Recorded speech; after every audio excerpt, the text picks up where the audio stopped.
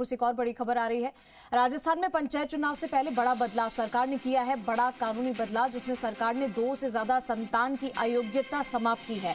अब 2 से ज्यादा संतान होने के आधार पर किसी भी व्यक्ति को पंचायत चुनाव लड़ने से अयोग्य नहीं ठहराया जाएगा।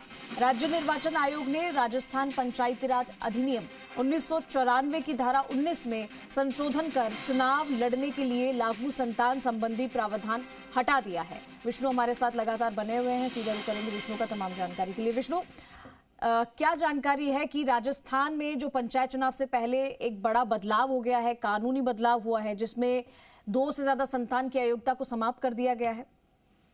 पंचायती राज अधिनियम में ये बदलाव किया गया है और 1995 में यानी करीब 30 साल पुराने इस फैसले को बदला गया है। 1995 में तत्कालीन जो सरकार थी, उन्होंने प्रदेश में जनसंख्या नियंत्रण को लेकर जो पालिका नगर पंचायत चुनाव है, उनमें जो अभ्यर्थी लड़ते थे चुनाव, उनके लिए 2 जो संतानों की बाध्यता तय की गई थी और उसको लेकर बाध्यता थी और इसको लेकर कानून बनाया गया था राजस्थान, और उस कानून को पिछले दिनों विधानसभा में हटा दिया गया और उसकी जगह जो बाध्यता थी उसको हटाया गया मार्च 2026 में, जब विधानसभा में ये पारित किया गया। और उसके बाद अब नोटिफिकेशन भी इसका जारी कर दिया गया है।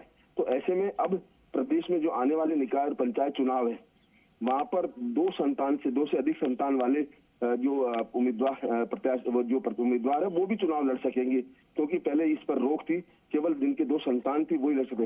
हालांकि ये जो रोक है ये सरकारी सेवाओं में यानी कर्मचारियों पर अभी भी लागू रहेगी कि जिनके 2 संतान है उनके प्रमोशन और इन पर इंक्रीमेंट, इन पर पाबंदी है। तो ऐसे में वो सरकारी सेवाओं में ये अभी भी लागू रहेगी, लेकिन जो चुनाव लड़ने वाले हैं उनको राहत, सरकार की ओर से बड़ी राहत मिली है। उसको लेकर लंबे समय से मांग भी चली आ रही थी, चाहे कांग्रेस हो या बीजेपी हो, अन्य दल हो, वो मांग करते आ रहे थे कि ये बाध्यता हटाई जाए।